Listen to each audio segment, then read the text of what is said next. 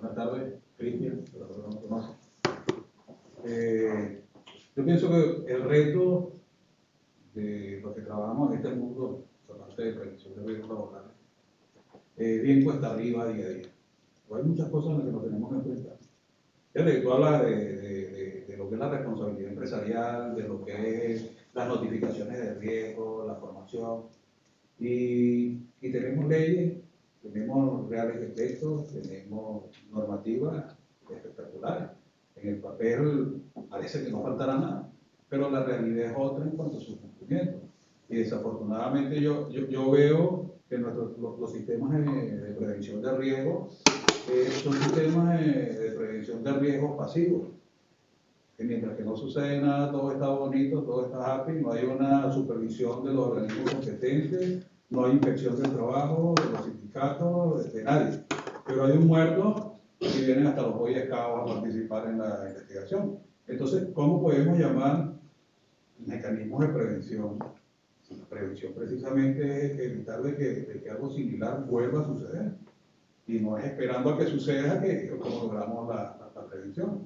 Porque antes de que ocurra un accidente con discapacidad o un accidente muy grave, hay una serie de eventos que se deben haber presentado y de fallas que se debían haber detectado antes. Te hago una pregunta, perdona que te corte.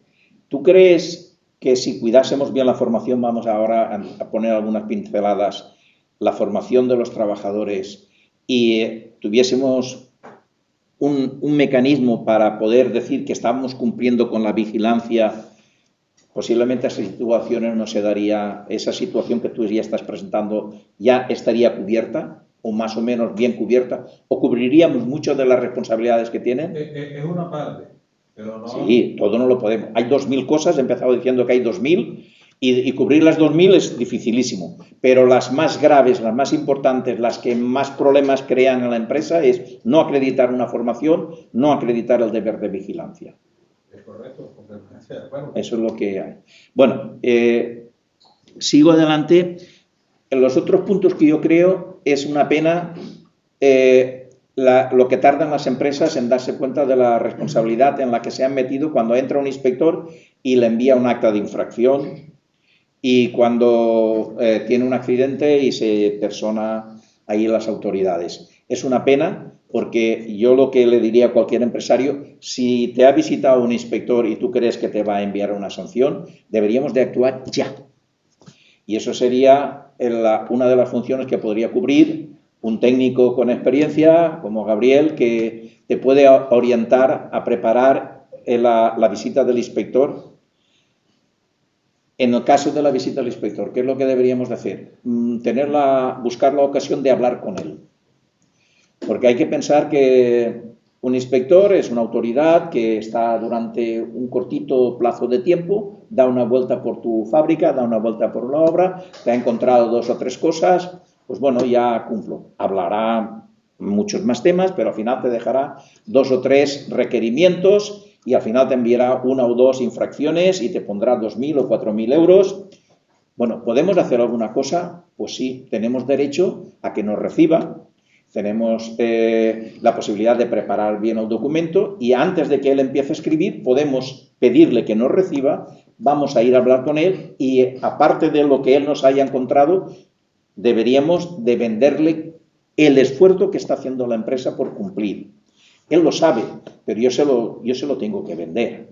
Mire, es que es verdad, el trabajador ha hecho esto, pero yo estoy todos los días encima, no puedo estar detrás de él. Tenemos bien cubierta la formación, el encargado, el capataz, da vueltas por ahí, nos ha pillado en un desliz, pero aquí estamos trabajando. ¿Qué es lo que pretendo? No mentir, ya os lo he dicho que es la primera de las reglas, pero lo que pretendo es que esa autoridad que ha llegado y en unos minutos, 20 o 30 o 40 minutos, me va a juzgar y me va a castigar porque me ha encontrado uno de los 2.000 incumplimientos que tengo, ¿podría yo decirle cuál es el esfuerzo que estoy haciendo por cumplir? Yo creo que sí que se puede hacer. Pero eso no se puede hacer cuando ya tienes el acta de infracción aquí y te dan 30 días para que presentes un escrito de reclamaciones o la pagues. Tienes que hacerlo ya, tienes que empezar a trabajar. Y esa visita, cuando vayas ahí a llevarle la documentación, tienes que prepararla. Tienes que prepararla sabiendo qué es lo que ha visto, en qué se ha fijado, pues tú llevar todo lo que tengas que decir sobre lo que te va a hablar, para que te juzgue de verdad, con propiedad. Porque si solo te juzga por los 10 minutos que ha estado dando vueltas, se está cometiendo una injusticia. Pero bueno, es así. Entonces, ¿qué puedo hacer? Preparar la visita. Tengo un accidente, lo mismo. Es una pena que a los expertos, a los que trabajan en periciales, les llamen el día que les llega la citación para el juicio, 2 o 3 años después de haber producido el accidente. Ahora llega el experto en prevención de riesgos laborales. ¿Y qué puedo hacer? Si ya no queda nada de los restos. Podía haber encontrado allí evidencias, podía haber encontrado pruebas para llevar a analizar, para trabajar. Ahora, ¿cómo las encontramos? Si hay un accidente, sabiendo todo lo que me va a venir, yo debería de empezar a prepararme desde el primer momento. Os voy a dejar un librito que se llama Cómo preparar una visita de la inspección de trabajo, y el capítulo 5, que es cómo actuar cuando tienes un accidente. Está muy bien, lo ha escrito un inspector de trabajo para la COE, está muy bien, lo suscribo todo, menos una cosa, ya os comentaré, pero es importante actuar así. Si ocurre un accidente, en el primer momento hay que ponerse en marcha. ¿Vale? Bueno, si queremos mejorar el esfuerzo, necesitamos buena formación, deber de vigilancia y la reacción inmediata ante un accidente o ante una visita de una autoridad, porque prácticamente la problemática es la misma. Me envían un acta de infracción y tendré que pagar una multa o luchar por no pagarla, pero esa acta puede ir a un juzgado y entonces tendré un juicio de responsabilidad penal y civil. Y después va a acabar seguramente en el INS por un recargo. Si hay una incapacidad, un recargo. Tendremos al final hasta 4 juicios distintos, porque el civil y el penal, que se tenían que hacer normalmente juntos, hoy en día la tendencia es que se separan. El penal va rápido y cuando ya te has olvidado y te han absuelto o han archivado, enseguida te llaman para el civil, vamos a arreglar la indemnización al trabajador. Y si no te ha condenado en penal, enseguida la generalidad correspondiente de la autonomía correspondiente, oye, que aquí hay una multa de 40.000 euros. Gabriel ha tenido hace poco un caso de esto. Aquí hay una multa de 41.000 euros, ahora 43.000 euros. Yo la quiero cobrar, pero oiga, si en penal el juez... Eso era una guerra, ahora estamos en esta otra, quiero 41.000 euros. Búscate otro abogado. Vamos a empezar con los recursos, después haremos un juicio porque no estaremos de acuerdo, y no te digo ya cuando te llaman del INS, oye, el 30, el 40, el 50% de la incapacidad que tiene este señor, la quiero ahora. Y ahora pues pueden ser muchísimo dinero. Por ejemplo, en un compañero esta semana le ha entrado un caso y me ha llamado: Vicente, hace 1 año y pico un inspector le puso una multa en una visita a una obra y eran 2.000 euros y pensó el empresario, pues lo pago, porque mira, me ahorro el abogado, todo, y tengo el 50% de descuento. Lo paga, muy bien. Cuando termina de pagarlo le llega un 30% de recargo porque el señor ha terminado con una incapacidad. 50.000 euros, 50, 60.000 euros le va a subir. Oye, vamos a buscar un abogado que nos puede defender, vamos a buscar un técnico de prevención que nos haga un informe, que presente las alegaciones a las acusaciones del acta de infracción. Bueno, ¿y ahora qué hacemos? De aquella obra ya se acabó, ya ha pasado 1 año y pico, ¿y ahora qué hacemos? Si lo hubieses dicho en su momento, podríamos haber atendido al inspector en su momento para que atacase por donde debe y que no se inventen cosas. No sabéis lo que se inventan. No sabéis lo que se inventan porque no conocen bien el tema, porque están solo unos minutos.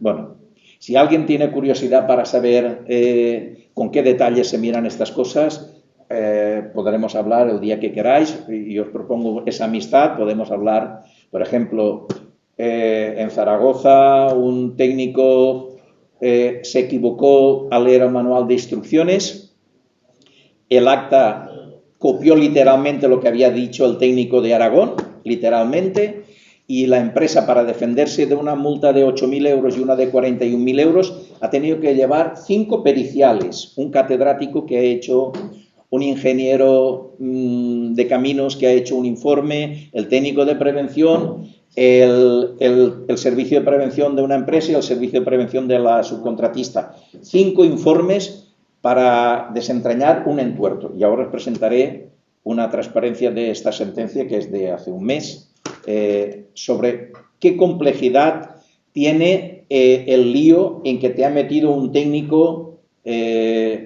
porque no lo entendió bien y no fuimos a hablar con él antes de que empezase a escribir para explicarle que, oye, que estás equivocado, el manual no quiere decir eso, quiere decir otra cosa totalmente distinta. No me lo pongas ahí, por favor, vamos a hablarlo. Eso se puede hablar si lo haces con tiempo. Si lo haces unos años después de haber ocurrido el accidente, cuestan un montón. Aquí ha costado 5, al final se ha convencido al juez de que sí, que con todos los estudios, documentos periciales de catedráticos y todos, tienen razón. Se equivocó el técnico del Isla y el inspector, que copió literalmente, pierde la presunción de veracidad, puesto que el técnico lo que había hecho eran unas suposiciones y las periciales no han sido suposiciones, han sido estudios con números, con cálculos. Vale. Bueno, pues vamos a ver. Lo que aquí quería decir es que llevamos ya muchos años de prevención y seguimos ocupándonos, eso sí, de las protecciones colectivas, de buenas máquinas, de darles EPIs, pero y documentar las acciones y una buena formación y el deber de vigilancia, eso nos queda. Por ejemplo, en la construcción, los documentos, el estudio de seguridad y el plan de seguridad, que vienen a ser el cumplimiento de la evaluación de riesgos de la planificación, pues en las empresas se toman muy a la ligera, se compran un documento, no lo personalizan y ahí es donde está el error. Entonces tenemos evaluaciones genéricas y te afrentan, es que ese riesgo no lo tenías, en una obra no había puesto esa máquina y ahora me viene un subcontratista y me la entra, y después me pilla el inspector y esta máquina no está en la evaluación de riesgos, sanción, y no te digo ya si ocurre el accidente con esa máquina que no estaba en la evaluación de riesgos. A partir de ahí ya no tienes ninguna defensa. Bueno. Ese comentario que has dicho de que es un corte y pega y que no personaliza, cuando se dio el 555 ya decían eso, con esto no vamos a, ya no se va a poder, sí. Entonces vamos a que ha cambiado la legislación, pero seguimos cometiendo las mismas meteduras de pata que hace 35 años, 30 años. Bueno, yo estoy viendo bastante el tema de cuando hay una actuación de algunos compañeros que me vienen, que en la acusación, en el acta, se pone que la evaluación de riesgos era genérica. Ya hemos comentado un poco. Podemos defender que la evaluación que la autoridad ha dicho que era genérica, en realidad recogía el riesgo, por lo tanto no era tan genérica, era bastante específica. Un pequeño truquillo sería, para hacerlo casi personalizada, sería pues coger un documento que es más o menos genérico, leerlo, adaptarlo un poquito y ponerle, esto es para esta actuación, para esta obra, para este trabajo en una empresa externa o lo que sea, y diciendo que este documento ha sido preparado para eso, ya que me acusasen de que la evaluación es genérica, les costaría un poquito. Solo con eso, echarle un vistazo, decir en la carátula que es para este otro trabajo, pero echarle un vistazo de verdad, es decir, las páginas que sobren se quitan y si falta alguna se añade. Sí, por ejemplo, muchos clientes nos dicen, mira que tengo que ir a montar esta máquina a la empresa, que a lo mejor no está ni en el país, pero bueno, suponiendo que está en el país, porque nos vamos a coger las evaluaciones de puesto de trabajo y directamente poner las direcciones de este centro de trabajo, porque es que si no, no van a entrar. en estos centros de trabajo. O sea, directamente, si no les ponen... Pero estarás hablando de una empresa grande que tendrá medios para poderlo hacer. El problema es una empresa pequeña que seguramente no tendrá esos recursos en su propia casa, y si tiene que llamar a los recursos externos para que vengan a hacerme esa actualización, yo mañana tengo que estar trabajando allí.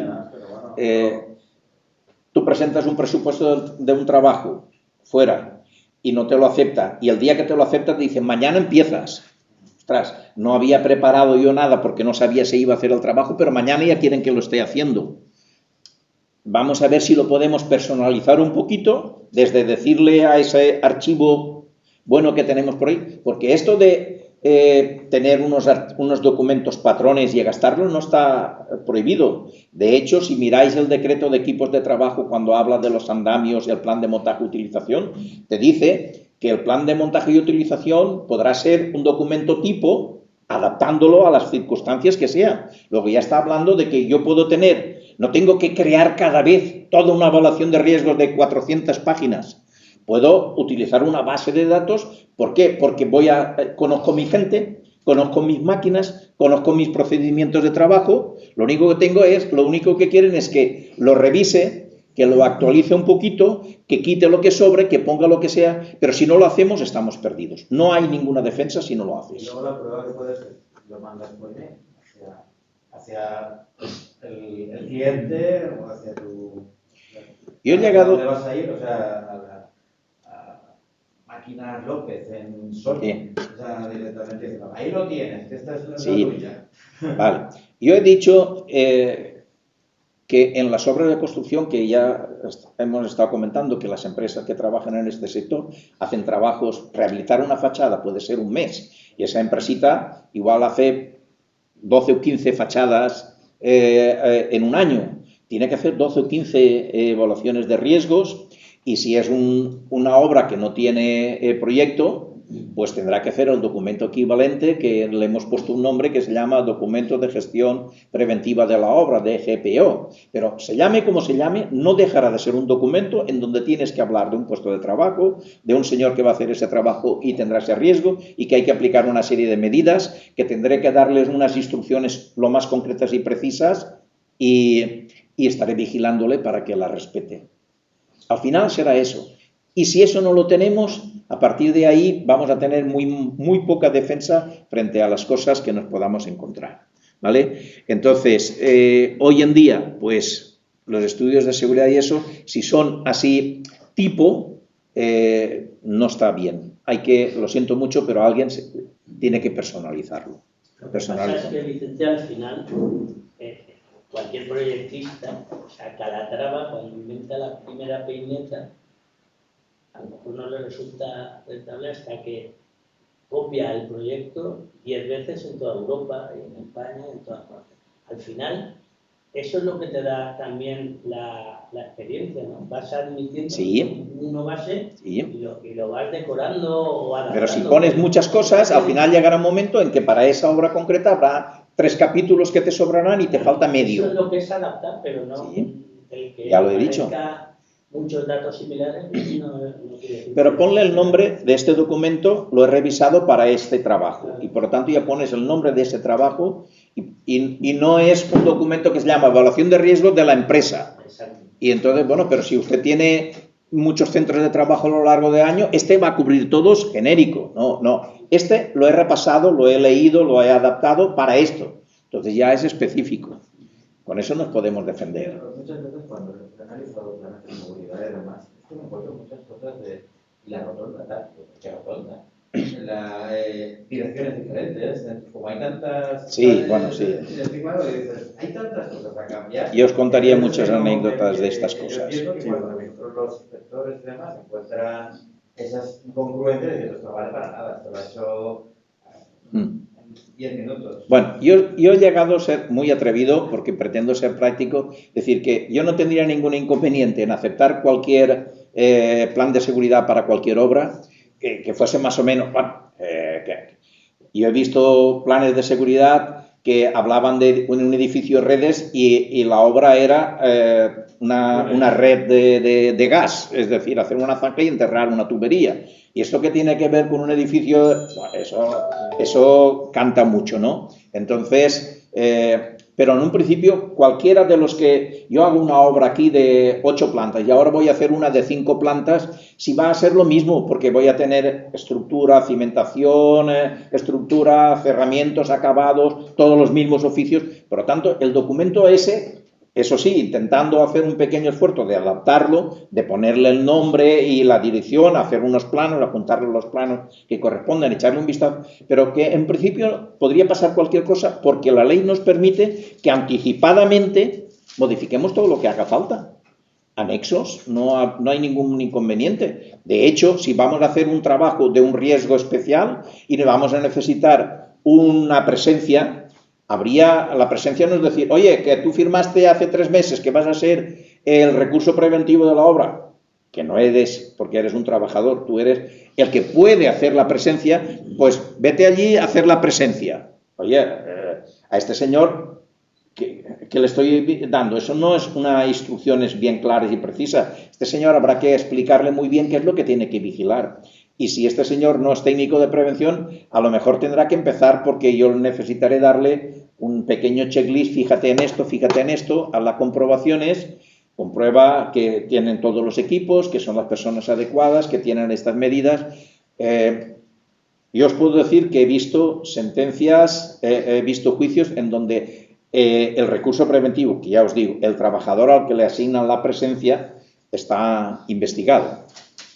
Y además os puedo demostrar, cuando queráis, que antes del juicio, en el punto jurídico, creo que se llama punto judicial, preguntan qué patrimonio tiene ese trabajador que estaba nombrado por el empresario para que hiciese la presencia, que investigue su patrimonio por si hay que declarar responsabilidad de esa persona.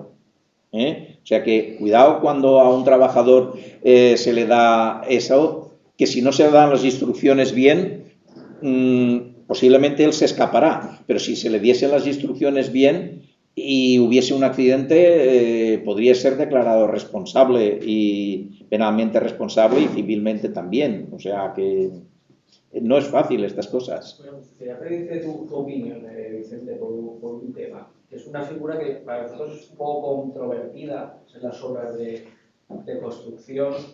Nosotros, como tú sabes, que trabajo en elevación y demás, nosotros muchas veces hay clientes que nosotros actuando como subcontratistas, bueno, nos pasa que los planes de seguridad y salud, digamos que nosotros nos lo guisamos, nos piden para hacer su anexo a su plan y nosotros adherirnos, realmente es nuestro plan que se hace en modo anexo y demás.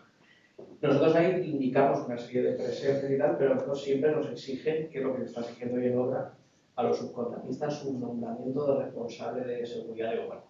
Que al final, como no pueden exigirte un recurso preventivo, porque no puede ser, pues medio de fuerza. Bueno, no recurso preventivo, una persona para que esté presente si hace falta. Correcto. Vale. Pero que luego dentro de esos nombramientos muchas veces son suyos y te ponen una especie de cláusulas en las que te obligan a estar y todo. Entonces, ¿esto qué opinión? Pues luego yo tengo la mía y cómo lo vamos resolviendo. Vamos a ver, en lo de la presencia se tiene que escribir.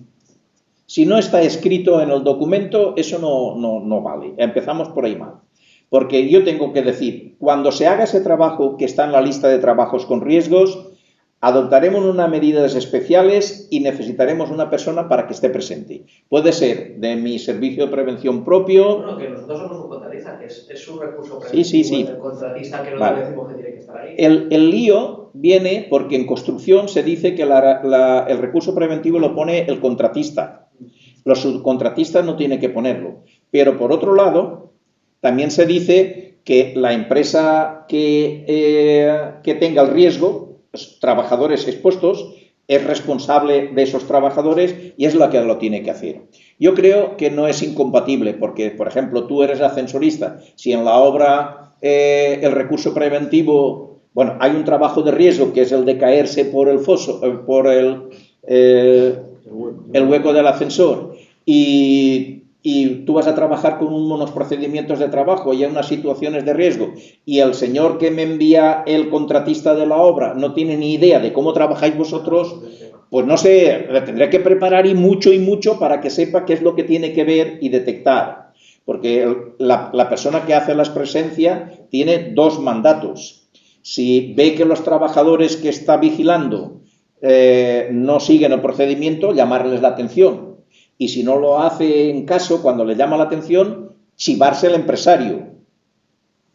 Y la otra es que si esa persona que se supone que tiene unos conocimientos de lo que está vigilando ve que el entorno en donde se está presentando unos riesgos que no están recogidos en los riesgos que tiene que vigilar, oye, que aquí no estábamos previendo que puede haber un desplome de tierra o que puede haber un... Bueno, si ve algo que no estaba previsto que aparezca, con sus conocimientos tiene que avisar al jefe. Son las dos situaciones en las que hay. Bueno, creo que no hay ningún inconveniente que por contrato mercantil se dijese: yo pondré el recurso preventivo porque soy en la construcción y el contratista, pero tú que eres subcontratista quiero que tengas aquí un señor que se ocupe de vigilar que el procedimiento de trabajo lo siguen tus trabajadores. Bueno, Y, eso se podría llamar al trabajador designado, ¿no? Sí, el nombramiento de responsable de seguridad. Vamos a ver, trabajador designado, tenemos que ser muy respetuosos cuando estemos hablando de términos jurídicos. Trabajador designado es una modalidad preventiva. Por lo tanto, no gastes eso, porque el trabajador designado, modalidad preventiva, es un recurso preventivo del empresario, pero en construcción, trabajador designado no hay. Siempre, lo que hay es servicio de prevención ajeno. Pero la responsabilidad que adquiere en el caso que tú has dicho de pedirle su patrimonio, etcétera, etcétera, es derivada precisamente de que actúa en representación del empresario. Si fuera un SPA, no le cae. Bueno, pero un SPA que venga a vigilar, esté presente en un trabajo de corta duración, pero que es de riesgo, pues va a ser muy difícil. ¿Cuánto valdría eso? No, bueno, es cuestión de coste, pero me refiero en cuanto a responsabilidad. Sí, no claro. tiene la misma porque es un órgano staff que no hay relación laboral, hay mercantil, es muy difícil. A nosotros aquí en el colegio, como anécdota, nos han llegado a lo largo de los años 3 inhabilitaciones profesionales. Un poco vistados los jueces en su caso, porque nos lo mandaban y las personas ni siquiera estaban colegiadas, pero se ve que buscarían por ahí colegios profesionales y nos la han mandado. Ha habido 3, y de esas 3, una era bajo el punto de vista de prevención, pero para no ocupar cargos directivos dentro de una empresa de prevención de riesgos, pero no como técnico para actuar. Bueno, aquí en España está ahora el movimiento de compliance, que es para que gerencia que no está directamente en contacto con los trabajadores, no está directamente en contacto con esto, ¿qué organización debe de tener para que no sea responsable la sociedad? Entonces tiene que montar una organización que pasará por tener una organización preventiva. Y lo que sí que tienen que estar bien asignadas las funciones, lo que tiene que hacer. Es importantísimo el principio de la acción preventiva, dar las debidas instrucciones al trabajador. A un trabajador no le puedes decir, vete a hacer esto. Eso es una instrucción muy mal hecha. Tienes que decir, vas a hacer ese trabajo, te recuerdo que en ese trabajo está ese riesgo y que las medidas preventivas van a ser esas. Ya lo sabes, ¿verdad? Te lo dije el primer día, lo sabes, y ahora yo vendré de cuando en cuando a echar un vistazo para que ver vigilancia, que estás cumpliendo las normas, no te dejaré solo, pero yo te he dado las debidas instrucciones, lo que vas a hacer, cómo lo vas a hacer, los riesgos y eso. Cuando hablemos de formación, ¿qué formación es la que hay que dar? Pues la formación reglada tendré un número de horas, pero la no reglada, ¿cuántas horas tiene? Las que hagan falta.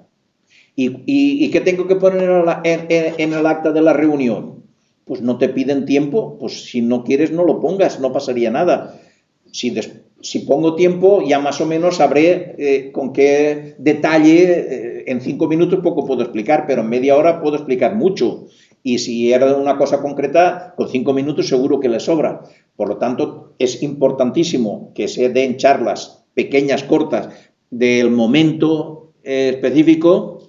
Con este señor en una obra un día le dije, ¿por qué no paras y damos una charla a los trabajadores 15 minutos? Pero vamos a hablar de los riesgos que estamos viendo aquí. Se reúne, le dio una charla, yo le acompañé un poquito, estábamos haciendo una charla. 10 minutos, fueron 10 minutos, Pepe, 15 minutos, pero estuvimos hablando de la máquina, te he visto trabajando, cuidado con esto, con aquello, ve con cuidado con lo otro. Esos, ahora levantas un acta de los asistentes y dices de lo que hemos hablado. Hemos hablado de esta máquina, de esta y de esta y de esta, de esta. Hemos hablado de este trabajo y te hemos dicho esto. Levantas una pequeña acta y ya tienes. ¿Cuánto ha durado?